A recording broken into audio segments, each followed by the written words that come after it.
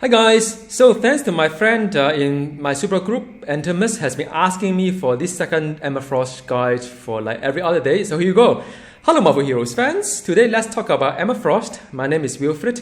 If you like this kind of guide, check out the link at the description below, a whole lot of other guides for you to watch.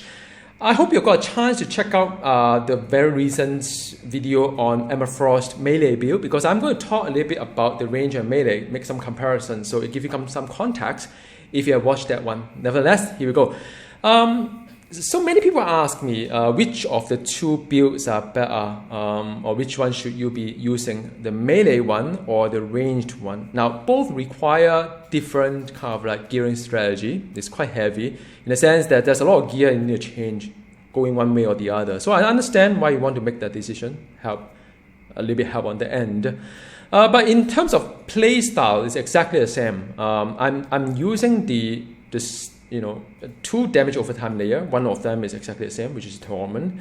I'm using two cooldown layer, 4 second, 8 second. Melee and range have their own flavor. The same signature and the same inspire minion or unlock potential, whichever way you want to do. So when I play the two, it's very similar. So how should you make that decision is really up to your personal style, right? If you want to go for the highest potential, I would say both are very similar. I've tested in both set of gears. Those are within acceptable kind of like range. For me, it is very strong. Both are very strong. I believe that the mental range build may have a slight edge because looking at all the gear. I'll talk a little bit about gear later. But I think I could push a little bit harder on the range mental guide. And some of you very addicted to the whole huge big number from the signature, which as a mental range build, you'll probably see the kind of big number.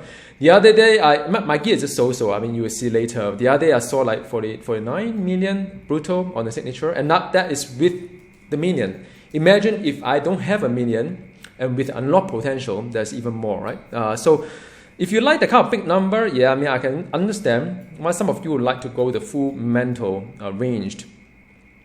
But bear in mind that if you play the melee build, you feel invincible. If you play the range build, you actually feel vulnerable. Why? Because the passive changes.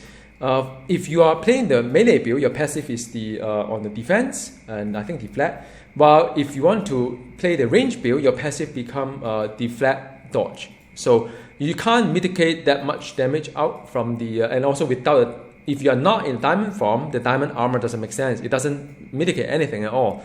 So in that regard, I personally would definitely pick the melee build because it's a lot stronger in terms of durability wise. But this build is for those who like to explore the range, would like to play a range style, right?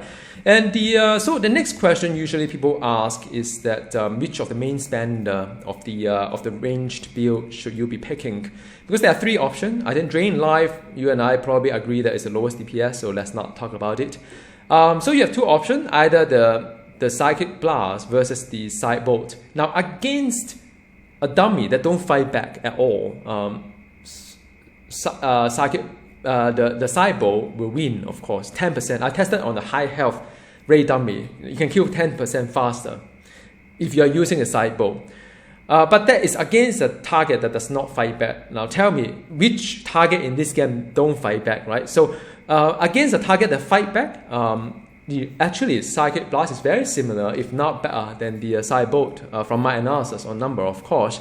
And also, one thing great about Psychic Blast is that it has a really huge kind of like a cone, like this size. And so you hit a lot of area there. Versus the side bolt, which is it's still an area, but it's more like a splash damage. The one that in the center will hit the hardest, which you get you'll beat the Psychic Blast. But when it's splash or when it's not at the center, that doesn't really constitute to that much damage. So it's half of it, or 50% down. In that regards, I personally will use the Psychic Blast because it just attack more targets. But I can understand if you find the need to have some good kill time against a dummy, then yeah, I mean, Cybo is one. And also, again, the raid bosses that really have a very slow attack speed, maybe, all right? So I have it on 2 build. I mean, I can toggle between the 2, doesn't really matter. But just something to bear in mind. And now I'm going into the Cosmic Danger Room. I'm using a very special tournament edition, something different. And also thanks to my friend Yin for this rescue team up. I'm going to test her up as well in this scenario. All right. Cosmic Danger Room in a special tournament edition. I love the map and beauty of it. Whether I like this danger room or not, that's a different story. So I'm also okay. So if you notice, right, I can't use some of this power to break eggs. I don't know why, like Psychic Blast can't break eggs, and still like the case since the beginning of time. I guess it's always the mental power can't do anything like break object. So I think, but there are some power like Sudden Drag that can break eggs. So how does it work? I don't know, Gazillion. You have to tell me why some power just can't break egg, right? So yeah, and the like for instance, I can't do this one. It doesn't break egg, right? So but what I can do is just Sudden Drag, right? So yeah, so I better destroy all these totem before the I better destroy all these totem before the Brute Mother come up, because it can hurt quite a fair bit if the Mother just keep like spawning. I mean, all these things can hurt quite a fair bit if they keep healing. So I can't do anything but use that drag to break egg. Stupid, huh? Like why? I mean, all these are just mental power. Okay, so now it's done, I think, and after that, what is going to happen is that there's still some egg that I forgot to destroy. Fine. No? Okay, done. So with that said, that is the Brute Mother that, wow, let me just like quickly. Yeah, you feel very fragile, like, you don't really have the kind of, fragile state when you're playing the melee build. So, with the amount of kiting that you require, sometimes it's very hard to keep to the rotation itself. That's how I find. Although range may have a higher potential, but I do find it a little bit hard sometimes to keep up with the rotation without getting distracted with all the things that happen like now. All right, so I'm just trying to focus here. 18 is not a lot. I've seen higher. So that is about it. All right, so that is done. So birthday power up buff. So there is some birthday cake that I've done. So there's one more here. And I'm not looking for time here, so I'm not really going to rush here. No, I just want to do it slowly, carefully, to show you how. Get away from all these things, by the way, hurt really badly. Sometimes I don't understand the challenge rating at all. This doesn't feel like a 25 rating. 25 rating wouldn't kill a hero, to be honest, I think. But all these things could be quite dangerous if you don't know what you're doing. So again, this thing can't be destroyed by this power. This power also can't, right? So there's only selected power that can do it, but at least there's some power that can do it. Not embarrassing, huh? So that's why, go for the melee build. No, just kidding. I mean, it's up to you what you want to do. I personally find it like, yep. So, man. What other power can I use to destroy this thing? Now, if you play the time, you rush all the way into to sort of like destroy all these things, and but I suppose like right now I just want to do it slowly, carefully, and I'm not really in a rush. I'm not going for time here anyway. I think I think I come to the realization that unless I kind of like, I won't say word it's cheat, but there are some ways I've read in the YouTube, or at least I read somewhere, that you could actually do it quite fast and with the right kind of heroes to do the right thing. So I'm not interested to do that. I mean, there's no way I can beat the 1 minute ish kind of like time without some kind of like drastic measure. So I just want to enjoy the thing along, and no rush. Just want to show you guys how the thing be done. All right, so yay. So that is it. And but for those who want to just get a good time, by all means, rush all the way to the end to get the balls and just group everything into one go. And I don't know, my pet is not moving at all. My pet got stuck here, man. I don't know, rescue stay stuck. Yin, do you see that, John? Your rescue totem has stuck my mole. Hilarious! Huh. Well, I don't know. So that explains. Should I be using rescue or not? I don't know, man. Or actually, I don't know what happened to my pet. It doesn't move. Hey, little guy, I need you, man. I know okay, so fine, my pet is there. So I need to take away all this thing first. Hang on, I said, wow, this boss is relentless. So let's just do it the right way and do the kneel before me. That's the signature, and pretty handsome reward. So now the problem with range build, like I said, is that I'm finding it hard to focus on my rotation while I'm I know that if I make a mistake standing for a second or half a second too long, I end up dead. So it's very high risk kind of thing. I need to prioritize survivability over the perfection in my rotation, but I'll do my best in doing what I must to destroy this brute ship commander. It's really cool, man. Cool or not? I mean, it hurts really badly, even for my strong heroes. All right, so that is it. I can't use ultimate, of course. I think the reason why they do it is that some heroes actually, I think some people actually do a switch heroes and using the ultimate multiple times to sort of clear some of this scenario faster. I mean, there are many ways to beat the target, and I shouldn't talk too much about all this exploit or whatnot because I don't want to get myself in trouble with Garcillian. Anyhow, okay, so that is the thing, and we are going to continue. Just focus here, don't get hit, and if got hit, and I got healed up by rescue there. If you see, that's why I turned the healing on. But I can heal myself as well. I mean, so I'm just playing a very conservative approach here, and I'm holding my shift key as well because sometimes, targeting in this game could be very hard. And I'll end up dead trying to do that. It walk towards the mother instead, or the commander. All right, so I wouldn't want that to happen. All right, so now we just tank and spam. Well, there's no tanking, but spamming. All right. Hey, I thought I moved out, man. And you see, I got healed up again. Not bad, huh? Though I missed my Deadpool though, but I think rescue is just nice as well. All right, so. Yay, so I think that should be fine. And see what kind of loot do we have here for this not entirely challenging stuff. And there are some unique, some kind of rubbish. Man, okay, one boot, and that's it. That's about it. So nothing to shout about. Just another demonstration on how she plays in the Cosmic Danger Room. As for build, this is a very simple range build, nothing really fanciful here. And if you are going for range build, a lot of your power will come from the Omega Telepath. The main spender, like I said, if you are very into dummy kind of kill time, then the Cybo is really the way to go because it does give you a very good timing against the dummy.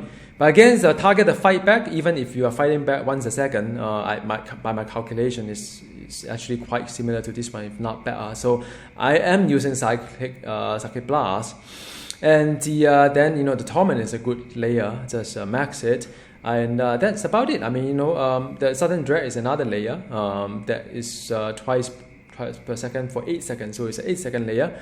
And the other two is just that one of them is apply vulnerability on mental damage, so buff it soon as you can. And then the other one is the Psychic Sphere, which is execute. So how I usually do it in my rotation is that I use the Torment to apply vulnerability, so that is 10% on all damage. Then I apply the Weep to apply further 25% on mental, so they add up to 25 plus 10 is 35%. Then Sudden Dread, because there's a damaged over time component, I usually use the execute towards the end because the lesser the health, the better it is. So, just from my rotation point of view. How to time 8 seconds, I'm using the Astral Weep to time at 8 seconds. So, whenever this one is out, then I sort of reapply the Torment as well as Dread. And this is a 4-second thingy. And apply Kneel before me when you can. So Kneel before me is always max it. That's about it. I mean, then you have the Inspire Minion. if you intend to keep your minion, which is fine because it's a mental build, so it's a mental range anyway area. So there's a minion for you. Apply as and when it off the cooldown, 10 seconds of taunt, 30 second cooldown. So bear that in mind. Max your telepathic mastery. Okay, so that is the that is the thing that you that is that's one that you should max it out. Running on heal is good because running in heals is good because she does seems a little bit like slow if you don't. At least you don't need to consume any spirit while doing that. If you are into a little bit of like flexibility in your scenario, you can hop out dance to frenzy confusion if so you wish. You can take that away, totally optional. You don't need to confuse, then that's fine. Do not confuse. But it has a very high cooldown. It's not like magic whereby I can just confuse on demand. So it may not be that useful, but it may also pull you out from some nasty situation, which I've yet to see in so far for Emma. Because either you get one shot or not one shot. I mean, what can I do if I get one shot? So yes, it's not a joke. And then after that, on this end is the diamond mine. Like I said, if you are in human form or non-diamond form, it is a deflect and dodge. It's not really good protection. Now, if you are in diamond form, then this one will become. So now my Emma is on the diamond form. By the way, see all the shiny armor, beautiful. Now, don't ask me why some part of her body is not like maybe these are not exposed. Anyhow, so this become a defense deflect, which is very good, right? So defense is always better than defense is the best. Protection. So otherwise, once you switch it back, you always go back to the diamond mine, which is the deflect and dodge. So that's why I always say if you run into trouble, the first thing you should do is turn her into a diamond form. If you're under a lot of fire, turn her into diamond form. And but whether you want to replenish her diamond armor or not, up to you. I would like to say that you could use the diamond heart. You can use the diamond mine to replenish her health. I mean that is totally your choice how you want to play with her, but that is my suggestion here. Why some hair is coming out from there? I think she's due for a visual update, or is that already a visual update? Probably not. I don't know. I can't really tell. So that is the build itself. All right. As for her mental range build, there are many ways to gear her. What I have here is just very average. The reason why I choose all these 4 artifacts is because I wanted something that is very much like a generic. I can switch between melee and range, depending on what I want to do. So check out my best artifact guide. It gives you some idea of which are the mental artifacts. There are many very good mental artifacts that you could use to make her really powerful, including some of those that are from Cosmic Hightown. So check out that guy. But by all means, these are not bad artifacts as well. I mean, these are not bad artifacts. And for medallion, go for the wizard. And it does add more than 1,000 damage because she's doing mental and range. Many people ask me how you do it for this number. You should add them up because whenever you tag as a range, you get the that much. Whenever it's mental, you get the other much. So it's all add together. Relics wise, this was a legacy decision when Emma was before the review, but now I think she's so good that you could just give her a ranged if you are doing this build, relics, or crit damage if you want to switch between the melee and range. But if you feel that because she's so strong anyway, does she really need the extra little bit of DPS? If not, then as a range, I think it's still a little bit fragile. So very fragile actually. So up to you. She can afford to pick any relics at all. All right. As for this is quite a nice rune words for her as well. I don't think she need the God of Mischief because I think easily she hit everything 50 anyway. I mean, look at all this number here, all 50. And if I switch gear for the melee, it's also 50. So she's very comfortable as a hero. Grade 80 Warlock Eye would be the one. I'm using a grade 70 legacy decision. For grade 70, if you want to go for this build, go for the Gungnir. Okay. This was a legacy decision. you know. So grade 80 is the Warlock's Eyes, grade 70 is the Gungnir, if you want to stick with this build.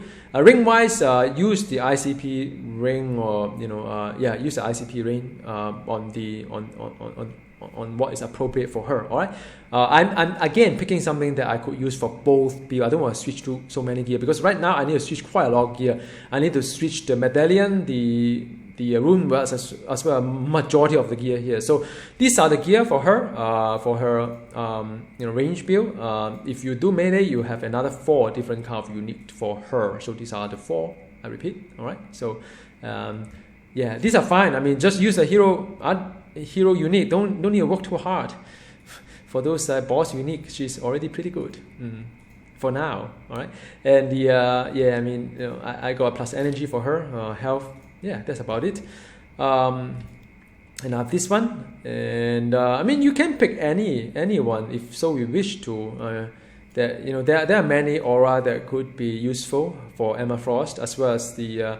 I still feel that the Brutal Strike and crit damage rating are the better affixes for as a team insignia, but use it to close a gap, whatever gap that you may have in your gearing. And this is the pet, all right? So I think in closing, I hope you find this guide useful. Do let me know in the description below or comment below how you like between the melee and range, which one would you prefer and why. I'm very keen to hear from you. And she's very strong either way. It's just a matter of play style. I personally prefer the melee build because it's more durable and a lot more tanky than the range build. But some like to play range, some like to play melee. So it's great. You play either one, you can't go wrong. All right, have a nice day. Goodbye.